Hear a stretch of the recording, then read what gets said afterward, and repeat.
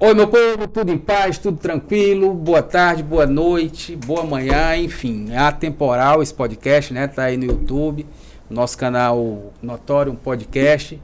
E hoje aqui a gente trouxe aqui dois convidados, já que a gente está entrando no mês de novembro, mês da Black Friday, né?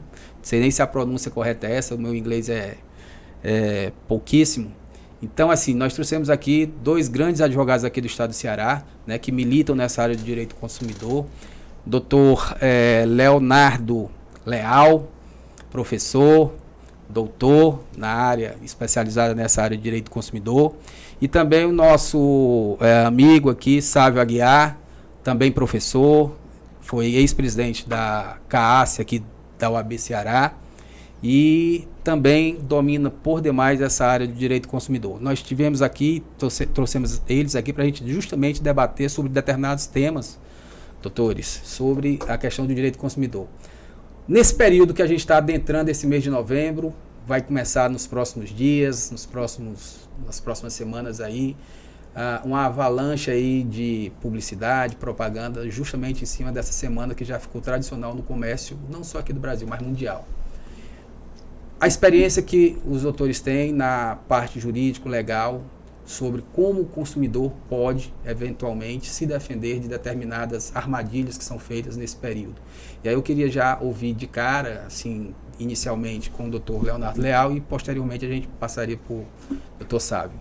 Leonardo, você comanda aí. Quais seriam hoje o conselho que você daria para que esses consumidores, né, tivessem certas precauções nesse período aí da Black Friday? Obrigado, Mauro. Gostaria de cumprimentar todos que estejam assistindo, cumprimentar aqui meu amigo Sávio, que me honra muito aqui a sua amizade, parceria, e está aqui em mais essa iniciativa também. Todo o pessoal da Notório, né, um parceiro de longa data, que faz um grande trabalho aqui na área do direito como um todo, né, com congresso, com evento, com material, enfim. Tem sido aí um grande baluarte aí do nosso direito, levando para o Brasil inteiro, né, informação, conteúdo de qualidade. Bom, sobre consumidor, né? O que eu gosto de falar de direito do consumidor é que eu sempre remonto à frase do Kennedy, né? De que consumidores somos todos nós. Então não tem quem não se interesse por isso. Não dá para você ignorar, achar, não, mas eu não preciso saber de nada disso, eu não tenho nenhum impacto com isso. Não, todo mundo é impactado, direto ou indiretamente, né? Seja aquele que consome mais, seja aquele que consome menos. Existe o consumo que é o necessário, né? Eu tenho que consumir para viver com dignidade, eu preciso de roupa, eu preciso de alimento. Existe o consumo, né, que vem ali de opções, de preferências pessoais, às vezes até de um certo diletantismo, eu posso optar por consumir ou não, né, determinados tipos de produtos, determinados tipos de serviços, mas todos invariavelmente somos consumidores, todos temos experiências de consumo. E o direito do consumidor no Brasil, ele é um direito recente, né? Ele é um direito que vem num processo de amadurecimento. Então ele surge oficialmente a partir da Constituição de 88 e vem com o Código em 90. Embora ele tenha aí já com mais de 30 anos de existência, ele está num processo de maturação, né? As pessoas ainda têm uma certa dificuldade de entender a dinâmica do direito do consumidor, de entender a formatação das relações de consumo, na qual o ponto central é que o consumidor é considerado vulnerável. O consumidor é aquele que está em desvantagem naquela relação, naquele momento. Especialmente, claro que aí se você for, né, para o aspecto técnico, essa desvantagem, essa vulnerabilidade, ela pode ter várias classificações, mas de que especialmente a vulnerabilidade vem da falta de informação que o consumidor tem, em detrimento da ampla quantidade de informação que o fornecedor detém. Então o fornecedor, ele, via de regra, vai ter o domínio ali da cadeia produtiva, da realidade do seu produto, do seu serviço, e o consumidor não. Por isso que é uma relação desigual, é uma relação na qual o consumidor está em desvantagem. E se tem um momento, na minha opinião, em que essa desvantagem é mais manifesta, é na fase pré-contratual, ou seja, é antes do consumidor comprar. Quando o consumidor ainda está ali pensando, decidindo se vai comprar ou não, de quem ele vai comprar quando ele tem oportunidade de escolher, né? Porque ali naquele momento, o grande lance dos fornecedores é o quê? Vender. O pessoal tem meta de venda, quer vender, quer ganhar dinheiro, quer jogar para dentro, quer convencer o consumidor.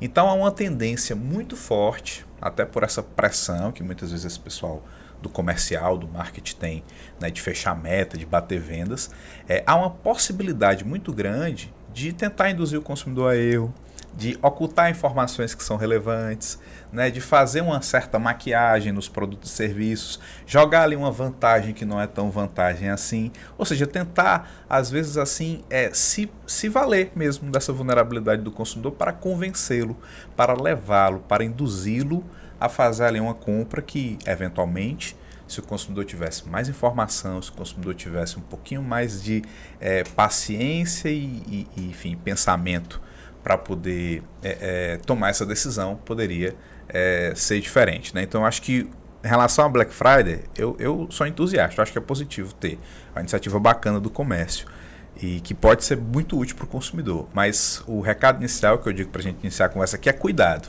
Né? Não haja pela emoção, não vá pelo impulso, porque há uma grande possibilidade de você acabar se arrependendo. É isso, doutor Sávio? Primeiro agradecer mais uma vez o convite da Notorium, a casa é de vocês sabem disso. Da satisfação, você, do Christian, então são pessoas da nossa maior bem-querência.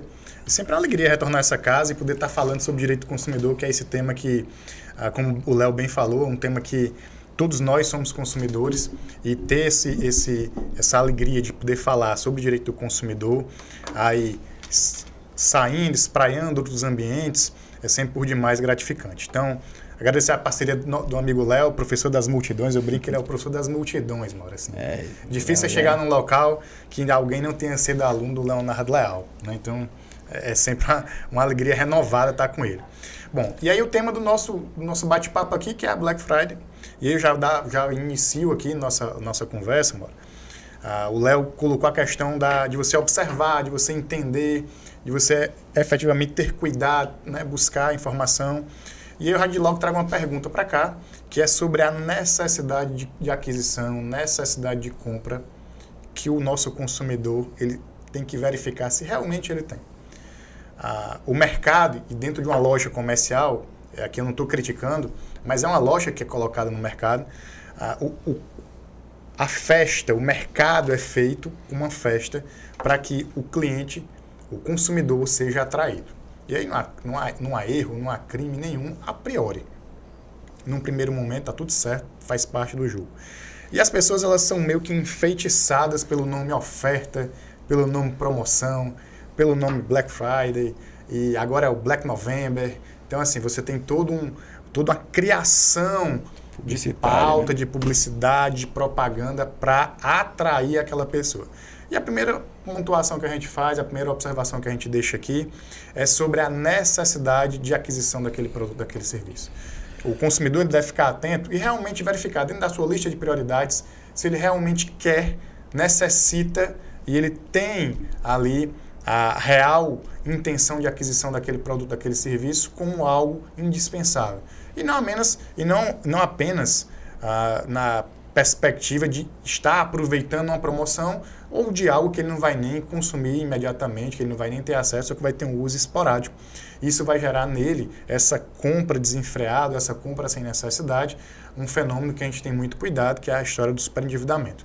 Então, a primeira pontuação que a gente traz é realmente verificar a necessidade de aquisição do produto ou do serviço e não se deixar simplesmente levar pelo todo o aparato de propaganda e de publicidade que é feito nessa época com chamariz de aquisição nos produtos e serviços. Bom, doutores, assim, no Brasil, né, é muito falado que a nossa legislação relativa ao consumidor é uma das mais avançadas do mundo. Não sei se isso é verdade, se não é. Queria saber de vocês, realmente hoje a legislação consumerista no nosso país, ela protege de verdade, né, o consumidor dessas, entre aspas, armadilhas publicitárias que às vezes ele está no dia a dia, né, sendo, hoje principalmente com as redes sociais, muito em voga, né, às vezes você compra por impulso de verdade, né, às vezes você está ali acessando alguma notícia de seu interesse e quando de repente, só em falar uma palavra já chega o produto ali prontinho para você só dar o clique.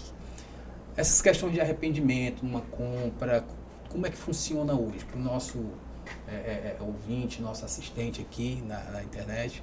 Como é que se protege hoje, né, a legislação brasileira, uma situação dessa de você... Qual é o período de arrependimento? Como é que deve se proceder num momento desse aí? Fica a critério aí Vai lá, Léo. Vou lhes responder aí.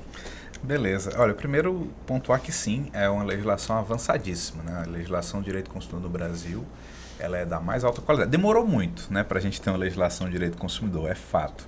Só em 1990 que nós fomos ter um código, mas ele realmente chegou muito bem feito por uma comissão de juristas, né, que tramitou no Congresso Nacional num momento muito pontual da história do Brasil, né, o período de redemocratização, né, do retorno ali à democracia, pós-Constituição de 88.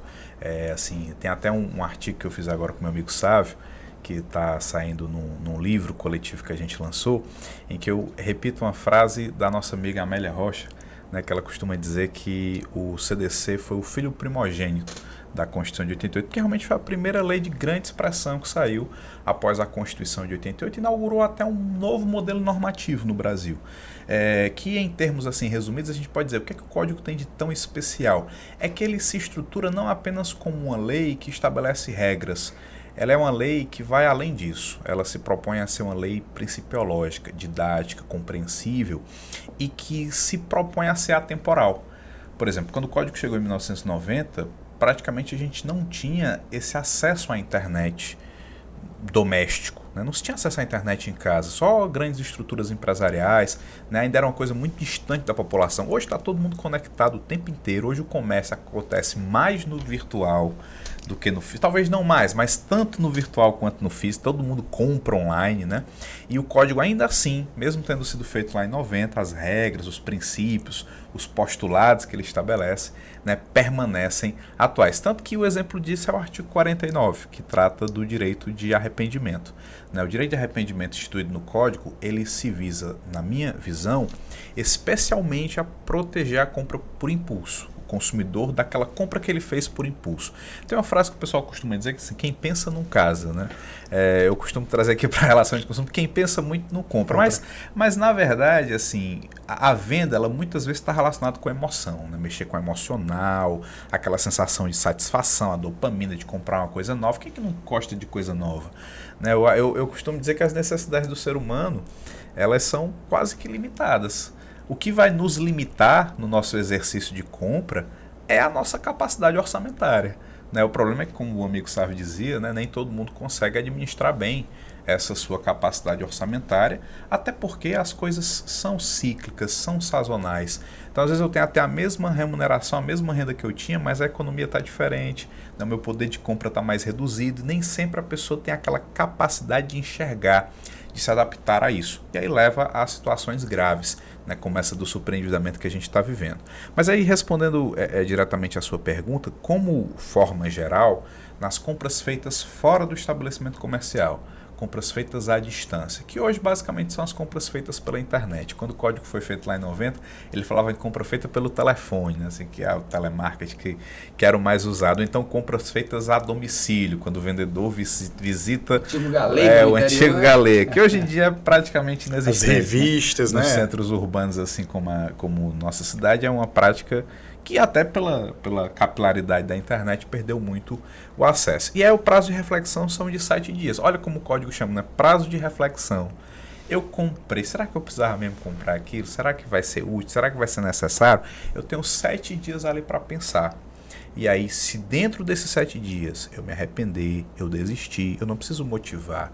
Né? Eu tenho o direito de simplesmente comunicar ao fornecedor que eu não tenho mais interesse em manter aquela compra, receber o valor que eu paguei de volta e entregar naturalmente a mercadoria, ou enfim, ou deixar de usufruir do serviço, né, se for uma prestação de serviço. Em alguns mercados você tem algumas peculiaridades, como por exemplo passagem aérea. Né? Passagem aérea tem regulativo próprio do órgão regulador, da Agência Nacional da Aviação Civil, que estabelece um prazo de arrependimento menor, de 24 horas apenas, então é um prazo mais diminuto. E claro que também dependendo da peculiaridade do serviço do produto, um produto de consumo imediato, um serviço de consumo imediato, eu também não teria como usufruir, né, desses.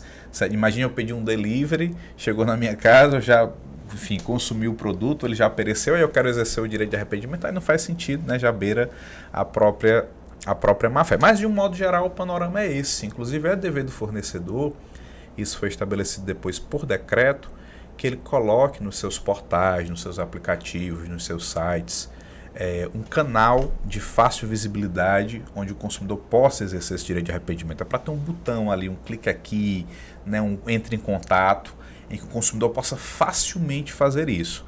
Embora a gente veja que na prática, né, sabe, nem todo mundo obedece essa determinação, mas a determinação existe. Então, voltando a esse ponto inicial, a lei é muito avançada, mas como eu disse, é um processo de maturação que ainda vem acontecendo. Há resistência, claro, dos fornecedores de um modo geral, sempre houve, o direito do consumidor nunca navegou por mares tranquilos, ele sempre foi muito criticado, boicotado, questionado, né, porque quem está, né, no poder econômico, evidentemente não vai querer estar ali sendo atrapalhado, vamos dizer assim, ou questionado, ou ter que seguir mais regras, ou ter que ter mais obrigações. Né? Então ele sempre teve essa dificuldade, sempre teve essa resistência, e a gente vem num processo de amadurecimento. Eu acho que é uma construção cultural da defesa do consumidor. Não basta eu ter a melhor lei. As pessoas têm que conhecer, as pessoas têm que exigir, as pessoas têm que ir em busca dos seus direitos. E os próprios fornecedores também têm que ter essa cultura e entender que, olha, o direito não é só para proteger o consumidor, mas sim para otimizar. O próprio código coloca como objetivo, né? O objetivo é a transparência e a harmonia nas relações de consumo. E não estabelecer só direitos para o consumidor, só proteção para o consumidor. Sabe, nesse diapasão aí que o professor Leonardo está tratando, essas ONGs, essas entidades até que protegem, né? Hoje tem um PROCON, tem DECON, acho que a própria OAB tem um departamento mais ou menos nesse sentido lá. Esse tipo de órgão, ele realmente funciona, ou se o consumidor realmente se sentir lesado em determinada situação, conforme o professor Léo mesmo falou, em relação às vezes o próprio fornecedor não quer dar esse direito que, por lei, é do consumidor. Como é que faria um consumidor que se arrependeu e quis, né, reaver o seu direito? Só antes de a gente entrar nesse tema específico, Mauro, só fazer aqui não é um complemento, na verdade é um adendo aqui à fala do Léo. Dentro desse mercado digital hoje, que está tão forte, tão em voga dentro do mercado de consumo, a gente tem uma expressão hoje que está sendo muito utilizada, que é como se fosse um aumento, né? um agravamento da vulnerabilidade, que se chama vulnerabilidade algorítmica.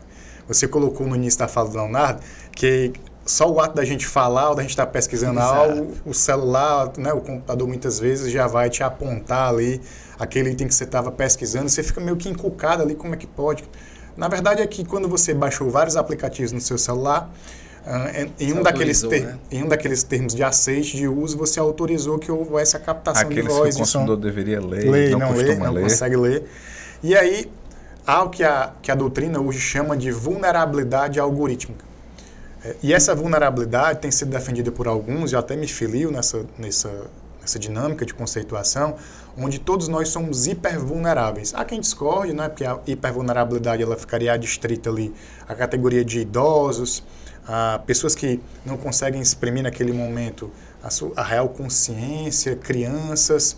Mas eu vou um pouco mais. Como a órbita do direito do consumidor foi sempre de tratar e cuidar do vulnerável, e eu entendo que você, o Léo, frente a um algoritmo de um aplicativo, a gente é extremamente hipervulnerável, porque a gente não consegue dinamizar, não consegue entender o que está sendo posto. E aí o que é interessante?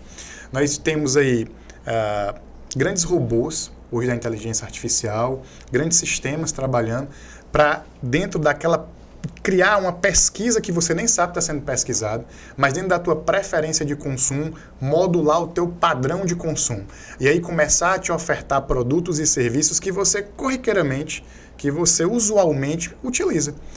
Induzindo você, criando um corredor efetivo de consumo. Em vez de você ir fazer uma busca geral de determinado produto ou serviço, o produto já está sendo entregue ali para você por conta do aplicativo, da inteligência artificial e dos bots que são criados dentro dos aplicativos, dentro dos aparelhos, para que entregue essa experiência, como a cadeia de fornecimento tem chamado, da experiência de consumo.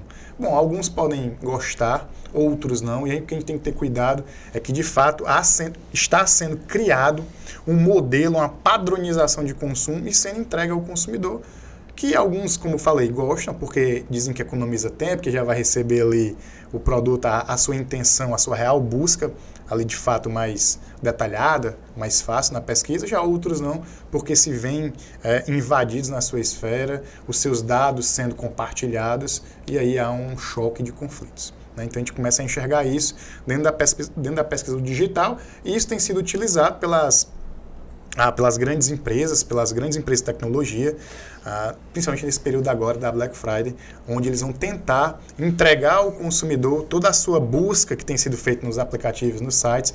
Quando chegar ali na véspera, começa a te entregar o teu desejo de consumo de um mês atrás, de 15 dias, e começa a te ofertar isso. Tá? Então E a legislação, ela, embora você fale, Léo, que ela é avançadíssima, nesse caso, sabe, há uma proteção dentro do próprio código em relação ao consumidor, ou isso já está mais na parte do dia a dia do judiciário, já tá da mais jurisprudência? O código, Maurício, assim, ele consegue nos dar o arcabouço, ele nos consegue dar a estrutura geral. E eu entendo que ele resolve. Né? Agora, é necessário que o judiciário comece a avançar algumas quadras, comece a ter entendimentos mais avançados na perspectiva de acompanhar o modal tecnológico. É bem verdade que a gente não pode mais tratar as compras online, as compras efetuadas por aplicativos, como compra e venda efetuada no balcão de uma loja. Isso é impossível da gente trabalhar hoje. Então a gente tem que entender efetivamente como acontece, a lógica que tem por trás. A gente tem casos de Big Dates aí que foram condenadas nos Estados Unidos, onde elas estavam manipulando os dados para entregar a experiência de consumo. Né, para entregar algo ao consumidor que não refletia bem a verdade dos fatos. Mas aí foi necessário toda uma pesquisa de engenharia jurídica em cima dos aplicativos, dos sites, das Big Dates, para que pudesse ser ali entendido e ter sido analisado no caso concreto. Então, é necessário sim que nós tenhamos laboratórios dentro do judiciário, junto com a academia, para que nós possamos pegar as mentes pensantes desse tema e a gente possa aumentar, a gente possa valorar o que está realmente acontecendo e, se necessário for, sim, fazer as atualizações legislativas que se mostrem necessárias e cabíveis, sem sombra de dúvida. Voltando à tua pergunta, né? A estrutura administrativa hoje posta, ela atende bem o consumidor? Ela serve de anteparo para o consumidor? Serve sim. A gente tem hoje uma estrutura de PROCON e de DECON. É bem verdade que nós temos uma demanda muito grande em cima desses órgãos, mas eles entregam sim aquilo que o consumidor se propõe, aquilo que o código ventila no que concerne à verificação do fato, abertura de procedimento e, se for o caso, lavratura de multas ou outras sanções administrativas que o caso couber. Né? A gente tem aqui uma associação hoje no estado do Ceará de destaque na defesa do consumidor, que tem feito um trabalho muito bonito, muito interessante, é a SEDECOM. Essa associação hoje ela vem fazendo evento acadêmico, entrando com ação civil pública, trazendo a discussão do direito do consumidor para a ambiência do associativismo, que é por demais salutar.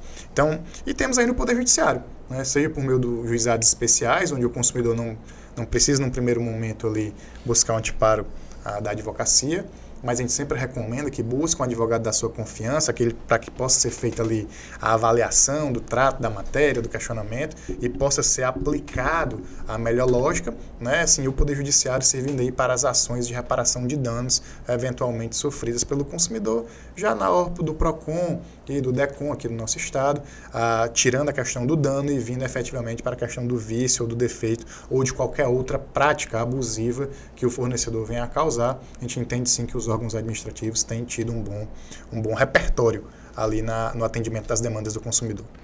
Tá, então assim, pelo que está sendo tratado aqui, realmente esse arcabouço de proteção existe desde a legislação, desde algumas entidades que trabalham diretamente com isso, e para o consumidor, quando ele se sentir realmente diante do fornecedor, que é, por vezes, a maioria das vezes, é bem superior à sua condição, né, de embate, como é que ele procederia?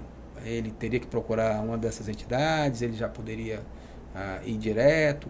Como é que seria hoje alguém que se vê nessa condição de arrependido, seja pela compra de um produto ou serviço, seja pelo arrependimento em si, diretamente?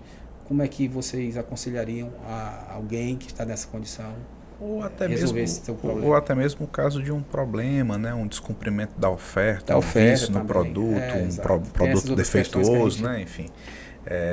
Em qualquer circunstância, a minha sugestão sempre é que o consumidor procure se documentar ao máximo de tudo o que lhe é repassado a título de informação. O código ele teve uma visão assim muito positiva quando ele estabeleceu lá no artigo 30 que é oferta para fins do código todo tipo de informação que o fornecedor passa ao consumidor. Então, a informação que venha, né, seja do manual do produto, seja do anúncio, seja do encarte, seja daquele patrocinado que está rodando ali nas redes sociais ou no Google, toda informação que chega até o consumidor é oferta. E a oferta ela tem uma característica importante, porque a oferta vincula. O fornecedor é obrigado a cumprir aquilo que ele prometeu para o consumidor. Isso parece muito lógico, né, muito óbvio, né, mas por vezes isso foi ponto de discussão, né, ponto de divergência e de dificuldade. Medidas, né? Porque tem as ressalvas. A gente brinca, né? Prometeu, cumpriu. Prometeu, cumpriu. E a informação precisa ser clara, ostensiva. O código bate muito nessa tecla da informação.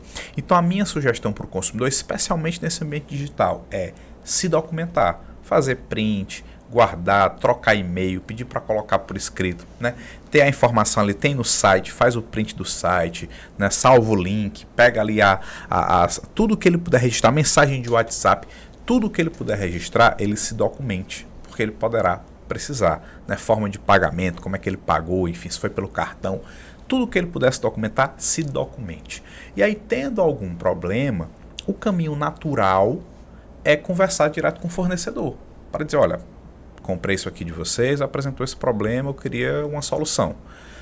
E aí, claro, existem fornecedores e fornecedores. Há fornecedores que têm uma bela estrutura de pós-venda, de atendimento ao consumidor e consegue dar vazão a esse atendimento com qualidade, há outros que não. Inclusive, há fornecedores que parecem não ligar a mínima para isso, né? Então, quando o consumidor não consegue resolver por esse serviço de atendimento, aí ele pode se valer dos órgãos de defesa do consumidor. Né? Ele pode se valer da estrutura administrativa, como o Salve pontuou, ela é muito bem capilarizada e estruturada. Né? Você pode, inclusive hoje, para a maioria dos casos, até fazer a reclamação também online, através da plataforma consumidor.gov.br. Então você abre a reclamação, coloca lá os comprovantes da sua situação de forma simples, didática, objetiva, não precisa nem ser com advogado, você mesmo pode ir lá abrir a reclamação, o fornecedor vai ter um prazo, salvo engano, sabe, de 10 dias, 15 dias para responder. Essa plataforma, desculpa, ela é uma espécie de órgão oficial do governo, sim. Diferentemente de outras plataformas que existem, por exemplo, o Reclame Aqui, Sim. a gente sabe que é uma plataforma Privada, particular, privada. isso.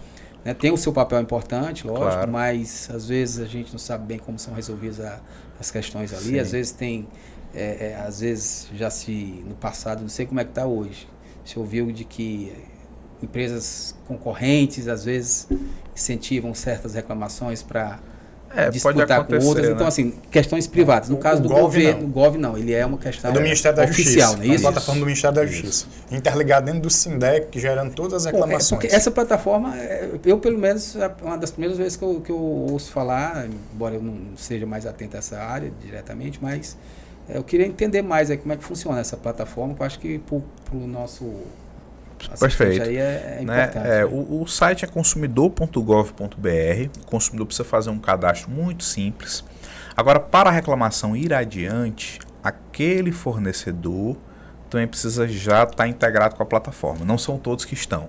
A grande e maioria se não está. tiver, como Aí, se não tiver, ele pode se valer dos órgãos tradicionais. PROCON, DECON, órgão físico. Entendeu? Entendi. Porque quando é no consumidor.gov, realmente são os que estão na plataforma, que são muitos. Os maiores, os principais, já estão lá. Né? Todas as companhias aéreas, todas as telefonias, todos os bancos, enfim. Concessionárias de serviços públicos. As maiores lojas de varejo. Não há nenhuma legislação que obrigue determinada empresa, fornecedor, a se cadastrar. A preço de hoje não, né? A propositura do consumidor.gov ela é mais, de fato, conciliatória, né? Ela quer que as empresas enxerguem a vantagem de estar ali. Nada impediria que no futuro houvesse uma legislação que obrigasse, né? Sim, é Porque possível. aí seria uma forma a mais, antes de se até ao judiciário para que houvesse uma possibilidade de conciliação. Né? Mas o que não elimina, Mauro, que a gente tem hoje, na perspectiva estadual ou municipal, porque tanto os órgãos municipais como estaduais de defesa do consumidor já conseguem ter a abertura de procedimento online também. E aí mesmo o fornecedor que não está cadastrado na base municipal ou na base estadual, diretamente do site do PROCON, no DECOM, por exemplo, ele consegue fazer a reclamação e o órgão encaminha a carta. Entendi. Então, na verdade, o que o Gov faz, ele é uma plataforma nacional que ele consegue amplificar isso, né? Assim, ele consegue gerar. Então, para os grandes players de fornecedores, perfeito, já está todo mundo lá cadastrado porque o volume de consumo é muito alto. Um pequeno fornecedor ele não vai estar lá na base do Gov, mas isso não tira o direito do consumidor de ir procurar os demais órgãos. Isso, e fazer a reclamação. E muitos desses órgãos locais, né, eles também já têm alguma plataforma digital, o consumidor puder abrir uma reclamação online.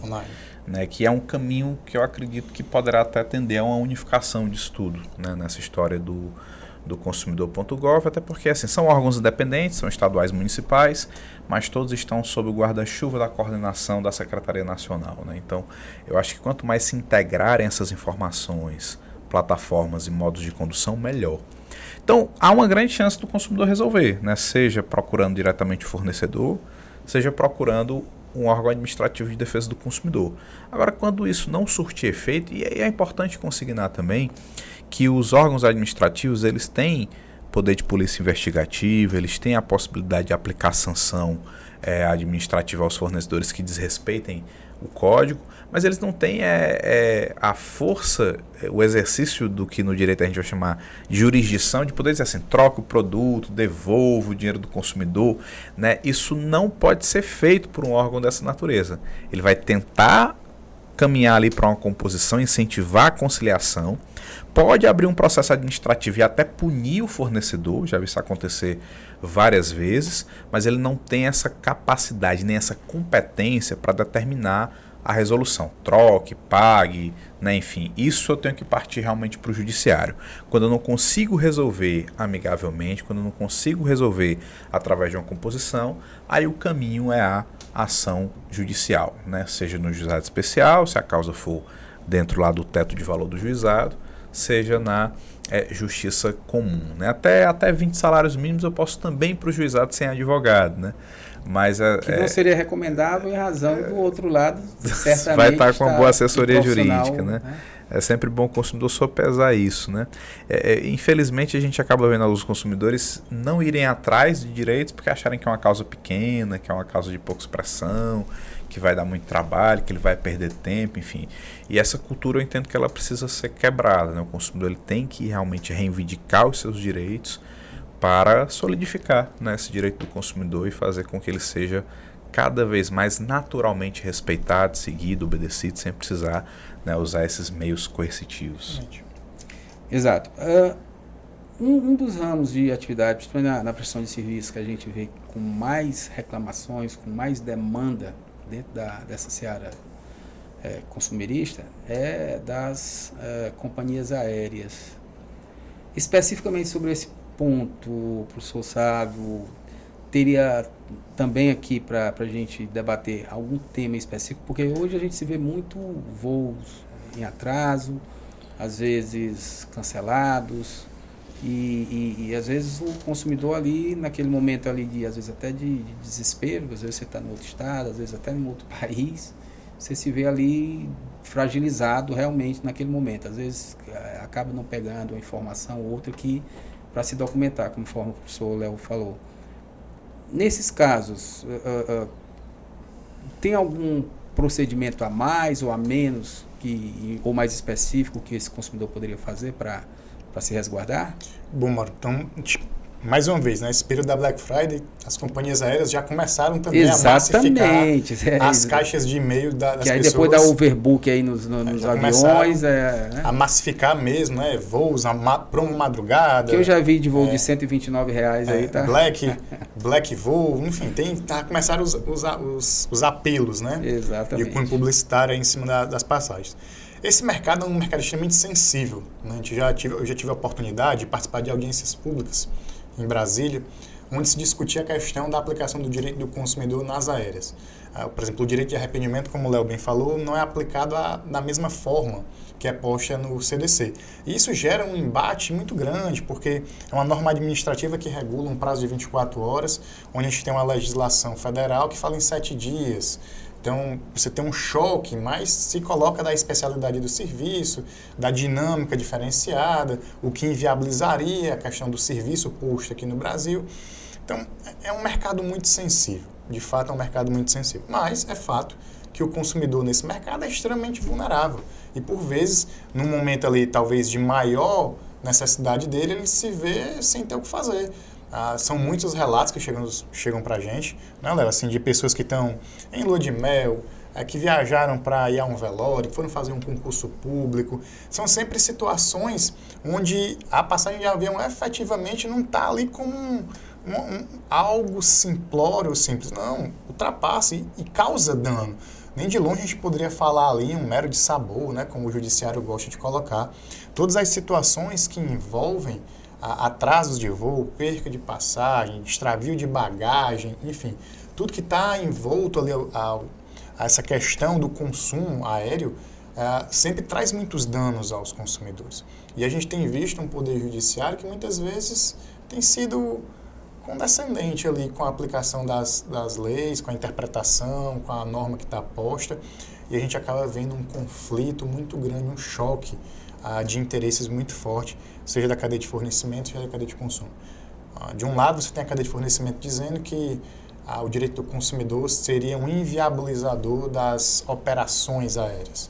E, de outro lado, você tem o consumidor que é regulado por uma lei federal que não pode ficar à mercê de interpretações ou interesses outros. O que a gente recomenda, nesse primeiro momento, para o consumidor que vai fazer uso da Black Friday para adquirir passagens, dos mais variados motivos, aí, seja para o lazer, seja para o trabalho, né, aproveitar esse momento para comprar uma passagem mais barata, é que ele se documente, como o Léo bem falou, e isso vai para todos os segmentos, que ele se documente nessa fase pré-contratual, ele consiga fazer prints, baixar os e-mails, enfim, guardar o que está sendo posto.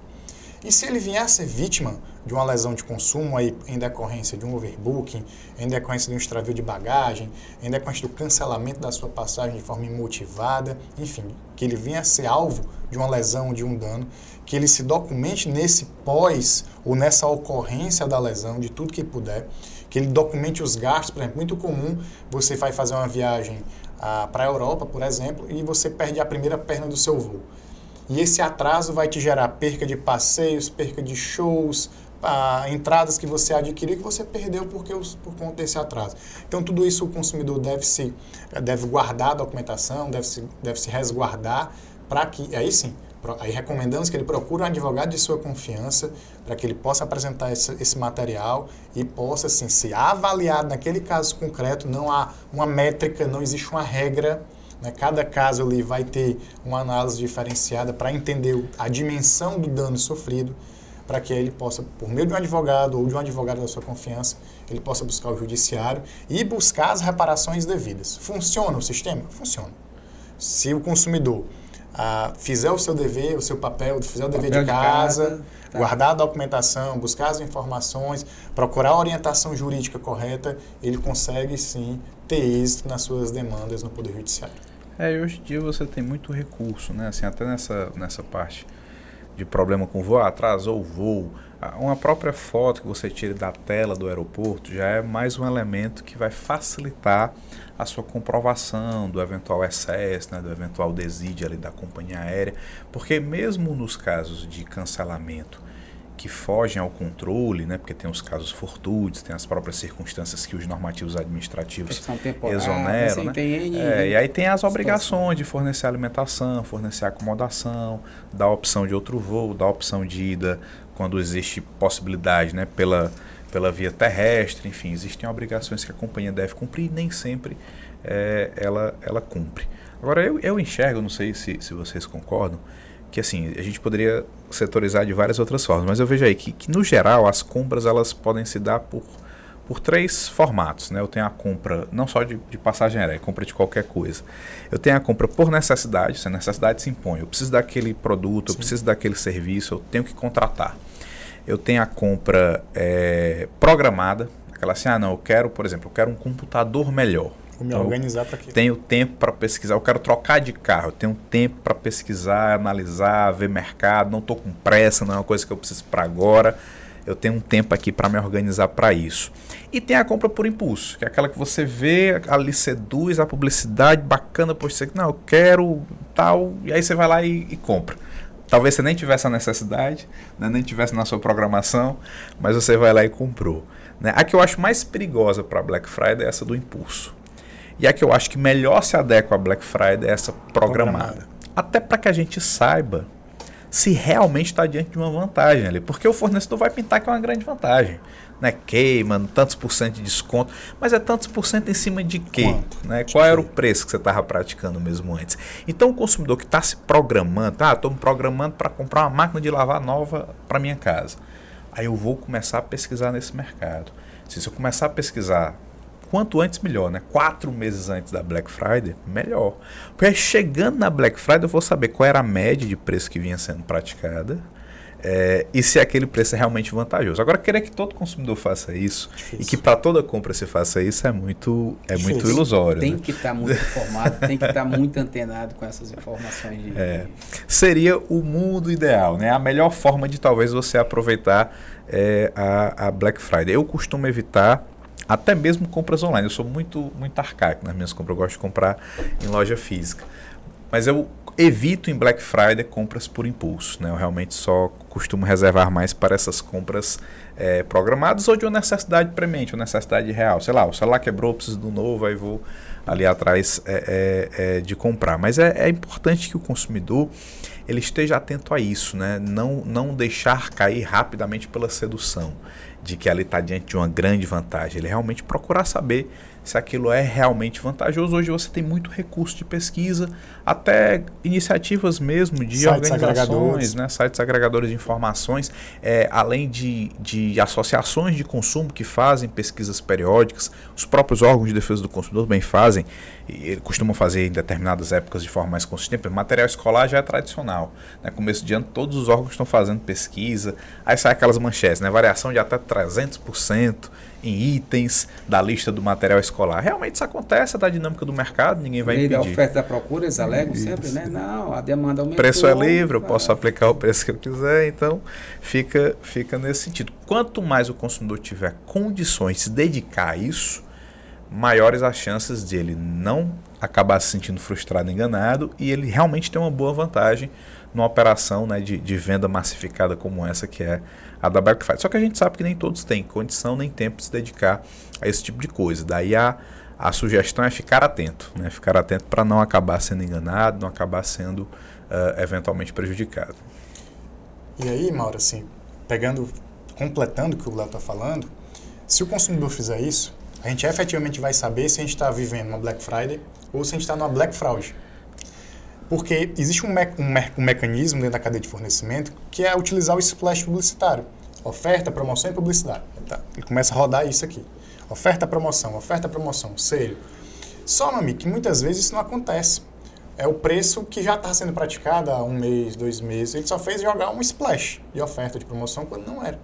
E a gente está diante de uma Black Fraud, que popularmente a gente chama de Black Fraud, que é prática infrativa, e que os órgãos de proteção e defesa do consumidor podem aplicar as sanções cabíveis àquele fornecedor que se utiliza de uma condição mercadológica para enganar as pessoas. Então é interessante que... Então há legislação no próprio código protegendo sobre a publicidade e propaganda. Sim. Porque pode caracterizar uma publicidade enganosa, né, sabe? Ela maquia, né? Ela tá maquiando. Aquela velha história no popular, só para ver se eu mais ou menos entendi. O produto era 100, eu subo para 300 e dou 200 de desconto. Tudo pela metade do dobro. Pela metade do dobro. É mais ou menos isso, não subir. Então a gente tem que ter, o consumidor ele é o principal agente de fiscalização nesse período da Black Friday. Então se ele consegue, se ele tem um desejo, se ele está mirando algo na Black Friday, então ele faça de hoje a sua lista. Coloca ali no papel, no celular, no bloco de notas, eu quero isso. Aquela propaganda, aquela pesquisa programada que o Léo falou. Quero isso, eu tenho um desejo disso. Pronto. Esses itens ele começa a pesquisar todo santo dia. Ele vai começando a criar um radar de precificação daquilo que ele está buscando adquirir. Quando chegar a promoção da Black Friday, ele vai efetivamente saber se aquele preço que está sendo praticado é ou não uma oferta é ou não a publicidade. E aí, não sendo, a gente recomenda que ele faça os prints, faça a denúncia ao órgão de proteção e defesa do consumidor, para que aquele fornecedor que está se utilizando daquele modal publicitário de forma errônea, de forma a enganar o consumidor, de ter uma vantagem, a gente recomenda que ele ali faça a denúncia para que aquele fornecedor seja fiscalizado e aí sofra as tenazes da lei, né? Óbvio, dentro do caso concreto, verificando qual seria a aplicação posta para ele. Entendi. E, doutores, depois de tudo isso, depois de verificar todas essas precauções, revisitada a legislação e tudo, as respostas que o Poder Judiciário dá hoje, é uma resposta razoável ou ainda tem uma falha grande de retorno dessas demandas quando elas chegam nessa reta final, né, quando o consumidor já passou pelo fornecedor, já passou pelos órgãos, já passou por tudo que anteriormente tentando resolver o seu problema, não conseguiu e demandou judicialmente. O judiciário hoje está tendo essa resposta ou ainda está muito aquém do que deveria ser? Olha, Mauro, eu acho que o principal problema do judiciário é a questão do tempo. Né? Esse é o problema de cara, né? Assim, o tempo que vai levar para resolver o juizado especial um processo dessa natureza. Né? Olha, você tem ideia, eu entrei com ação um dia desse no juizado sobre um problema na televisão, que foi adquirida, veio com problema, o fornecedor não resolveu, entrou com ação judicial, acho que foi em setembro, a audiência foi marcada para maio do ano que vem. Né? Então, só para ter a primeira audiência. Né? Só então, já temos 8 meses de espera. E a televisão lá sem funcionar na casa do consumidor. Né? Imagina a frustração de quem fez essa aquisição, né? Por um valor expressivo, porque a televisão não é um item barato, né? E que tem aí todo esse componente, né? Que vai trazer essa frustração, essa dificuldade. Então, o fator temporal é algo complicado, é algo difícil. Mas, além disso, há outros problemas, né? Eu entendo que o judiciário ele poderia se valer mais dos recursos que a própria legislação confere. Por exemplo, recurso de tutelas de urgência, de conceder liminares, né? Há liminares próprias do Código de Defesa do Consumidor, né? Para determinar, por exemplo, a troca imediata do produto, para determinar, por exemplo, o cumprimento imediato da oferta. Porque o consumidor, muitas vezes, tem urgência na solução da questão. Né? E aí eu ter que aguardar o transcurso de todo um processo, né? Me parece ser mais um desmerecimento, assim, um desprestígio, um descuido com a figura do consumidor que já sofreu ali uma dificuldade. E além disso, outra coisa que a gente tem enxergado, acho que o Sávio pode até complementar melhor essa parte, é uma dificuldade do judiciário em reconhecer o dano que o consumidor sofreu e o dever de reparar esse dano. Criou-se uma imagem falaciosa de que existiria no Brasil uma indústria do dano moral, ou seja, todo mundo que entra com ação de consumo está querendo ficar rico, está querendo levar vantagem, está querendo ganhar dinheiro demais em cima dos fornecedores, quando, de fato, o que parece acontecer para mim é o oposto, é o contrário.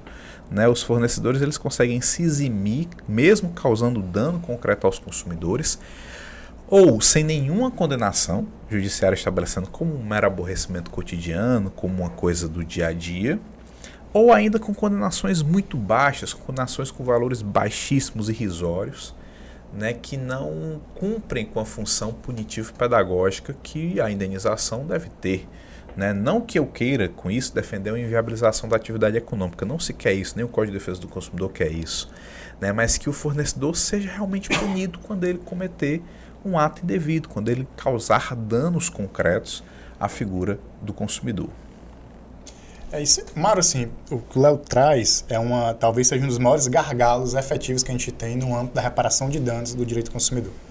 A gente tem enfrentado isso diariamente. Eu sempre digo que a advocacia é a principal responsável para que a gente quebre essas amarras, quebre esses paradigmas junto ao Poder Judiciário, nesse não é um convencimento, na verdade é mostrar o que está posto na legislação. A gente, como o Léo colocou, criou-se uma falácia de chamar a indústria de dano moral. Você não pode, no Brasil a gente sabe que boa-fé não se prova, né? Boa fé se presume, diferente da má fé que a gente tem que provar. E está querendo se colocar todo mundo que entra com ação de indenização como má fé, como se quisesse tirar vantagem, como se quisesse prejudicar o fornecedor, como se quisesse causar um enriquecimento sem causa. Nada disso. O que tem-se no direito do consumidor, o que se busca, na verdade, é uma efetiva reparação pelo dano e pela lesão sofrida. E as indenizações que vêm sendo vistas no Poder Judiciário são de valores muito ínfimos, que nem de longe alcançam o prejuízo sofrido, experimentado pelo consumidor. A gente nunca pode dizer que uma pessoa que perde um voo por um concurso público, de uma pessoa que teve frustrado uma viagem, de uma pessoa que teve algo seu ali na sua ambiência de consumo frustrada, que aquilo ali não gera um dano, que aquilo não gera um prejuízo, traz dano, que ultrapassa a órbita material da coisa, chegando ali a alcançar a esfera subjetiva do consumidor. E esse dano ele deve ser reparado. E é imperioso que o Poder Judiciário tenha um olhar de entender o que está posto lá na doutrina da responsabilidade civil, onde diz que a indenização ela tem que atender um caráter punitivo pedagógico. Como o Léo colocou, a gente não enxerga isso hoje nas indenizações, salvo raras exceções, mas a grande maioria das indenizações é que nós temos valores muito baixos. Isso acaba desencorajando as pessoas a buscarem a efetiva reparação e, mais do que isso, o que é pior, acabam fortalecendo dentro da cadeia de fornecimento uma ambiência de desconstrução do direito. Cria-se ali, na verdade, vamos deixar acontecer, porque o que vem do judiciário não é tão grande, é pouco, e vale a pena a gente continuar desrespeitando a norma do que se adequar à norma. Olha o absurdo que a gente está chegando por conta de não se atender ao caráter punitivo pedagógico da norma. Então é necessário que a gente faça uma reflexão, que haja uma grande discussão entre todos os atores do Poder Judiciário, seja a magistratura, seja o Ministério Público, seja a Defensoria, seja a advocacia de uma forma geral, para que a gente possa encontrar ali um ponto de equilíbrio. A gente não está querendo aqui criar um enriquecimento sem causa, longe disso. Mas a gente também não pode entender indenizações aí de R$500, de R$400, de R$1.000 a título de dano, que nem de longe representa o vilipêndio do direito sofrido pelo consumidor. E além disso há um outro elemento aí a constar, que é assim, reclama-se do grande passivo de ações, né? Até uma das justificativas pela demora, pela dificuldade do judiciário, porque realmente são muitas ações de consumo, muitos processos, muitas pessoas questionando problemas vivenciados ali nas relações de consumo. Mas a gente também tem um instrumento que vem crescendo no Brasil, mas ainda é muito, muito, muito pouco utilizado, que é a das ações coletivas. Né? Então, ao invés de cada consumidor que sofreu ali aquele problema ter que entrar com a sua ação, eu tenho uma representatividade a título coletivo que maneja uma ação representando a massa de consumidores prejudicados. O Sávio falou da Associação Cearense de Defesa do Consumidor, a SEDECON. Ela tem feito um papel relevante nesse sentido, tem participado de algumas ações coletivas e participado dessa discussão a âmbito nacional, porque é algo que pode fortalecer, né? Ao invés das pessoas terem que procurar o judiciário individualmente para toda e qualquer situação, especialmente aquelas de menor valor econômico, de menor expressividade, que o consumidor pode, na lógica, né, utilitarista, ele não valer a pena eu contratar um advogado, ir para um judiciário, né, mas que a título coletivo causa um grande mal para a economia, para as relações de consumo, e que precisa ser repreendido, que precisa ser, enfim, fiscalizado, acompanhado e resolvido pelo Estado, né? Que é a obrigação do Estado defender o consumidor, como está lá no artigo 5º da Constituição. O nosso direito fundamental é a defesa pelo Estado, que o Estado nos proteja nesse contexto da relação em que nós somos vulneráveis. Doutores, e nesse ponto aqui eu tratar aqui de um tema ligado justamente a isso, para ver. Queria até saber a opinião, né, dos senhores. Seguinte, se falou há pouco tempo que o consumidor, por vezes, é criticado, alegando-se que, às vezes, ele está atrás de enriquecer a questão da indústria da indenização e tal. Por outro lado, diz, não, mas aí essa situação acaba prejudicando o fornecedor, e o fornecedor também, às vezes, ele faz cálculo em cima, que é o caso das companhias aéreas, às vezes de, se eu fizer um overbook aqui, X pessoas só vão me demandar judicialmente. Ainda assim compensa eu vender mais passagem. Às vezes ele faz o cálculo também em cima disso, pensando nessas questões todas. Não teria possibilidade de uma espécie de ponto de equilíbrio, quando eu digo ponto de equilíbrio, assim, se estabelecer, talvez até dentro de uma legislação, né, aprovada nacionalmente, onde se estabeleceria critérios objetivos de valores, a depender do produto ou serviço que está sendo demandado, em cima desse produto, e aí se multiplicava um determinado percentual. Olha, se o produto foi 100, ele vai ser demandado até 5 vezes esse valor. Ou seja, critérios objetivos para medir essa, entre aspas, indenização. Se fosse isso, não estaria mais próximo não desse equilíbrio, ou ainda não? Tem determinadas situações tem que ter uma punição mesmo subjetiva, de um valor bem mais elevado do que o normal. O que é que vocês acham sobre... É uma questão nova, tá? Que eu estou jogando aqui. Perfeito. Eu entendo que não, Mauro, porque o CDC ele tem uma base lá, um direito básico, consagrado, que é o da reparação integral do dano. Tá. Então, a gente não pode falar em nenhuma hipótese de taxação, de limitação, de tabelamento. Então, a criação de um critério objetivo, de certa forma, eu estaria criando uma regra geral. E essa regra geral, bom, é uma régua.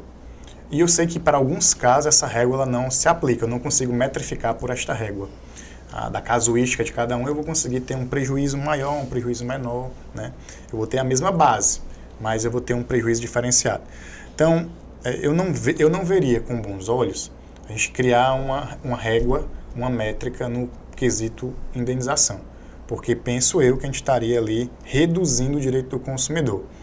Bom, quando a gente tem um olhar do que está sendo posto hoje, poderia até soar como algo positivo, porque a gente teria um critério objetivo que tiraria da subjetividade do Poder Judiciário e a gente saberia efetivamente quanto seria o vilipêndio, né? Exato. Seria uma regra muito clara, o jogo estaria muito claro. Mas a gente também poderia estar incorrendo aí em retirar direito de algum consumidor, de alguma pessoa, tendo em vista que o seu dano ultrapassaria esses critérios objetivos. E a gente poderia ter uma redução de direito ali.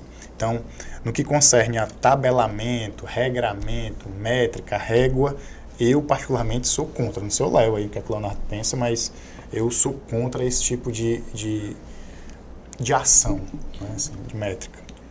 Eu entendo que essa questão ela tem que ser discutida com mais profundidade, porque, por exemplo, embora hoje nós não tenhamos, né, um tabelamento explícito e estruturado em lei ou em outro elemento, salvo aquela situação pontual lá do Pacto de Varsóvia, Isso. Né, que até passou pelo STF, já, enfim, mas aí dava outra discussão. Se você for olhar para o judiciário, essa métrica muitas vezes já é utilizada. É muito comum você ver nas decisões dos tribunais, por exemplo, redução de valores de indenização aplicados em primeiro grau, alegando que aquele valor está em descompasso com a média do que a jurisprudência tem aplicado para casos daquela natureza. Sim. A gente vê tribunais estaduais falando isso, a gente vê tribunais federais falando isso, a gente vê o próprio STJ fazendo uso dessa expressão muitas vezes, né? Até o STJ ele tem aceitado o recurso especial, né, quando os valores, mesmo toda aquela questão da súmula 7, né, mas quando os valores estão em desacordo com a métrica da jurisprudência, ele tem aceitado para eventualmente rever esse valor de indenização. Então, acho que corre o risco, sabe, da gente ter já uma metrificação. Não sei se tu chegaste a ver, eu lembro de nesses grupos de WhatsApp, às vezes ver aluno compartilhando, olha, saiu aqui uma tabela com os valores de indenização do STJ. Mas essa tabela não existe, né? Mas é prática, né? Isso é uma falácia, né? Mas, assim, se alguém realmente se der ao trabalho de fazer uma análise de dados, não é uma coisa difícil de fazer, né? Hoje você tem sistemas, né? Você tem formas de fazer essa compilação de dados e, com certeza, as grandes estruturas jurídicas já o fazem, né? Já tem esse levantamento até para internalizar no seu custo, né? Porque a indenização, ali, perda do passivo judicial para a empresa é custo que ele internaliza no seu custo operacional e no final das contas vai repassar o preço para o consumidor. Eu acho que talvez isso também favorecesse ainda mais essa prática, né, esse tabelamento. Por isso que eu entendo que é uma coisa que tem que ser discutida com muito cuidado e com muita profundidade, mas a priori eu também não seria um entusiasta, né? Eu até sou crítico desse, vamos dizer, tabelamento do judiciário, né? Mas sei que também ao mesmo tempo traz mais objetividade para a coisa, traria mais segurança jurídica, né? Por isso que eu entendo que a discussão aí deve continuar. Acredito que até a questão que a gente fala, e é sempre a nossa preocupação, é da questão temporal, né? Da morosidade. Mais agilidade. Né? Acredito que traria uma agilidade maior. Lógico, seria conforme bem foram colocadas aqui, algumas questões realmente ultrapassariam essas questões objetivas, né? Em determinadas situações realmente tem a necessidade de haver uma punição maior para determinado fornecedor, e aí nessas exceções é que talvez se trabalhariam excepcionalmente esses valores a mais. Mas também, volto a dizer, é uma opinião que eu não tenho opinião fechada, não, foi apenas lançada, a gente já ouviu algo, né, sobre isso em outros momentos. Eu trouxe aqui só para aproveitar a oportunidade aqui de debater e ouvir a opinião de vocês. Mas, então assim, no Brasil hoje, legislação avançada, legislação que tá valendo, está em voga. E agora, nessa reta final aí, que estaremos adentrando aí essa Black Friday aí nos próximos dias e semanas. Para fechar aqui com orientações que já foram dadas aqui no decorrer do podcast, mas você, Léo, é isso que eu queria começar contigo. Quais são as precauções, embora você já tenha dito aqui, que você diria para um consumidor hoje que vai entrar a partir de agora, se já não entrou, nessa seara aí do bombardeio de ofertas que ele vai estar submetido aí, seja nas redes sociais, seja por onde ele andar? Quais seriam essas orientações finais que você daria aí para esse consumidor aí? Perfeitamente, Mauro. Eu queria só ressaltar, assim, em termos de papel, assim, como a gente já apontou aqui ao longo da conversa, né? Legislação avançada, estrutura bem formada de órgãos de defesa do consumidor. E eu acho que o passo seguinte, assim, em termos de Estado, é o fortalecimento das instituições e a educação para o consumo consciente. Isso é papel que o Estado deve promover, deve incentivar, deve estruturar para que as pessoas tenham tanto mais consciência nesse processo de consumo, consciência que eu digo no sentido mesmo de escolha, né, de poder de decisão, de evitar compras por impulso, como também que elas sejam conhecedoras dos seus direitos de consumidor. Talvez não na profundidade, mas os direitos básicos, os direitos mais fundamentais, que todo consumidor tenha ali acesso, tenha uma base mínima de informação. Isso já vai trazer ali um maior fortalecimento para os consumidores poderem exigir os seus direitos e serem vigilantes, né, serem grandes fiscais, como o Sávio colocou, das relações de consumo como um todo, né? É como eu costumo dizer sempre, o Estado, por maior que ele seja, ele não tem como estar presente em todas as relações de consumo. Por isso cabe a nós, como consumidores, procurarmos sempre reivindicar e defender os nossos direitos. Especificamente para Black Friday, a minha recomendação é sempre cuidado, né? Cuidado para você não ser pegue pela emoção. Então, a possibilidade de você pesquisar com a maior antecedência possível os preços e condições que vinham sendo praticados para aquele produto ou para aquele serviço que você está almejando contratar, maiores são as suas chances de evitar problemas, evitar frustrações. E as outras questões é estar atento para se documentar de tudo que diz a respeito aí à transação e poder depois exigir os seus direitos. Foi dito aqui mais cedo, eu queria enfatizar esse ponto, que eu acho muito importante em relação à Black Friday, que a oferta vincula, né? Como o Sávio colocou, prometeu tem que cumprir.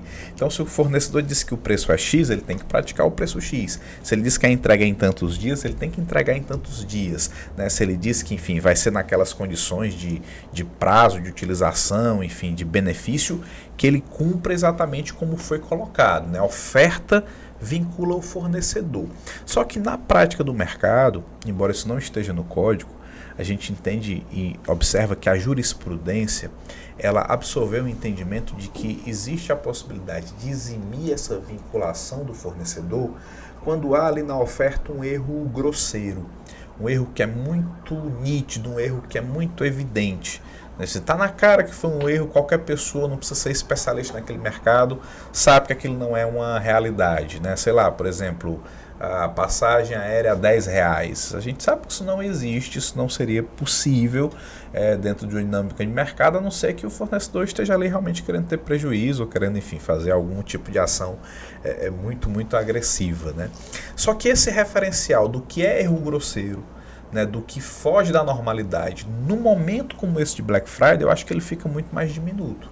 Então, o consumidor, por parte do consumidor, né, por parte do fornecedor, ter atenção às suas ofertas, revisar com muita atenção toda a informação que ele coloca para o consumidor.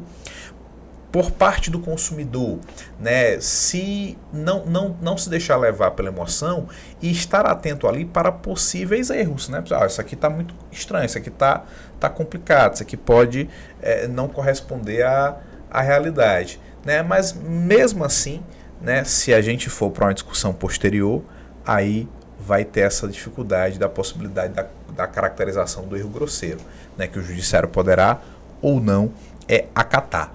Tá? Então eu entendo que nesse momento de Black Friday isso fica muito fragilizado, né? Esse referencial do que é uma grande oferta ou do que pode ser um erro aqui na formatação dessa oferta, na formatação dessa informação que foi repassada para os consumidores. Por isso, né, repito, a documentação, print, registro, né, salva esses arquivos, para que você possa depois, se for o caso, né, pelos caminhos também que a gente já conversou, diretamente com o fornecedor, órgãos administrativos, ou em último caso, via ação judicial, né, exigir os seus direitos. Né? Eu acho que todo consumidor tem um dever para consigo próprio, para com a sociedade, né, enquanto todos nós consumidores, de ser um grande agente desse mercado, mas no sentido de também ser um grande reivindicador dos direitos do consumidor, para trabalhar essa conscientização e para consolidar, né, aí a devida efetivação de todos esses direitos que estão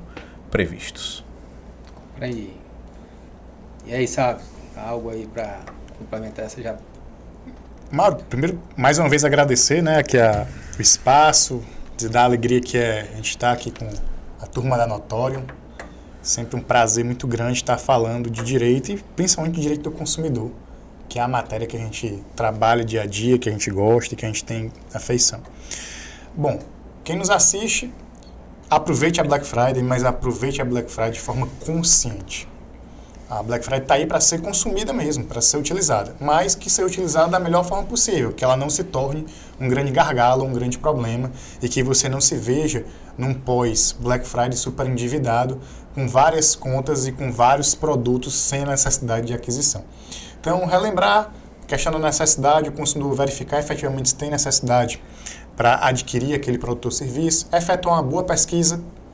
Essa pesquisa vai dar o norte a ele, o parâmetro para saber se ele está adquirindo um produto em oferta, em promoção, vantajoso, se é uma operação vantajosa. Se não for, que ele aguarda mais um tempo e se planeja para fazer a aquisição da forma mais correta, né, da forma mais, digamos, segura, para que ele não se veja ali na base de um superendividamento. Para as lojas online, a gente recomenda que o consumidor verifique a reputação daquela loja, faça uma busca prévia, não se deixe levar apenas por um preço muito vantajoso, mas que ele verifique realmente se a gente não está diante de uma empresa falsária que está só ali tentando burlar o sistema e dar um prejuízo a milhares de consumidores. A gente recomenda, sim, que aquele consumidor verifique a reputação daquela empresa.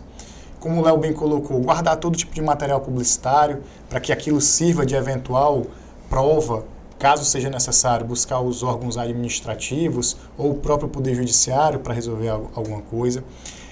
Em não se agradando, exercer o direito de arrependimento.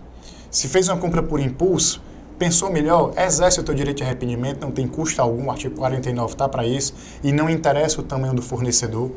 Então, tanto faz ser aquela pessoa que vende pelo WhatsApp, que vende por uma rede social, como pelo site. A regra é uma só, então o consumidor tem direito de exercer o direito de arrependimento e fazer a devolução sem nenhum tipo de custo para ele, consumidor, tudo às expensas do fornecedor.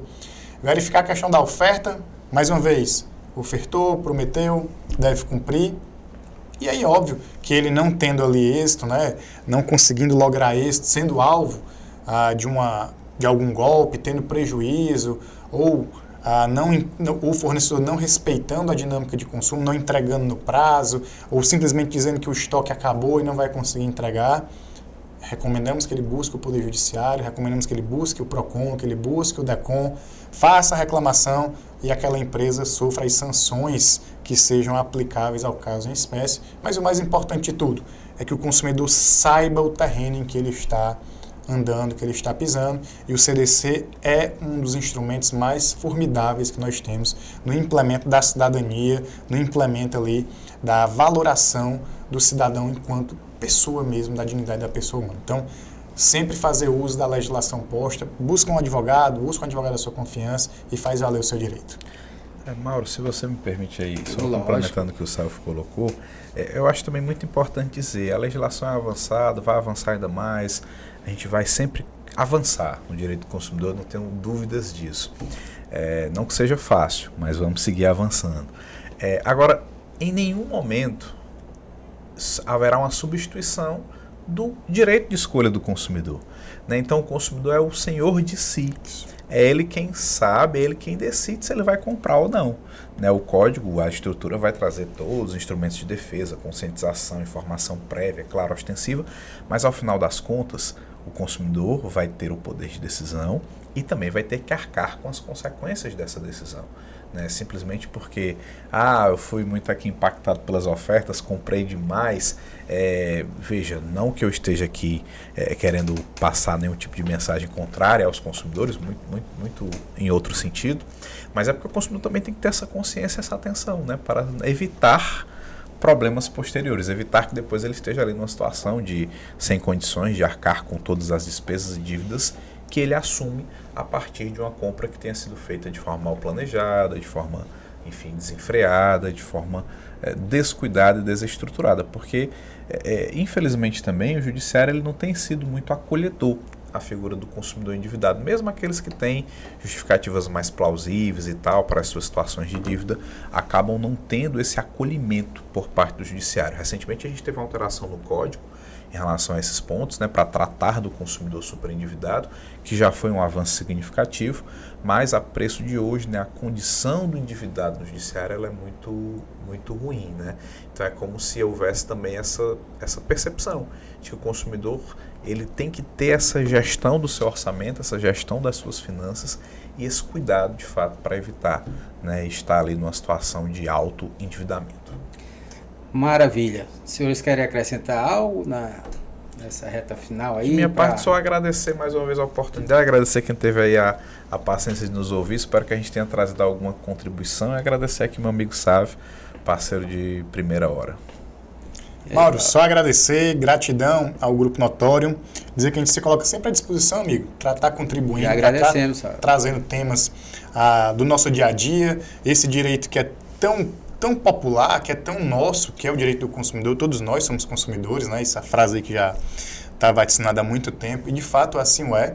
Então o que a gente quer, o que a gente busca, enquanto fomentador do direito, enquanto professores que somos, advogados que exercemos o nosso ministério no dia a dia, é de fato aplicar a melhor prática, que nós tenhamos a melhor condução, a melhor interpretação da Lei 8.078/90, nosso Código de Defesa do Consumidor, aqui com mais de seus 30 anos, mas vem aí na vanguarda sempre da implementação da dignidade da pessoa humana.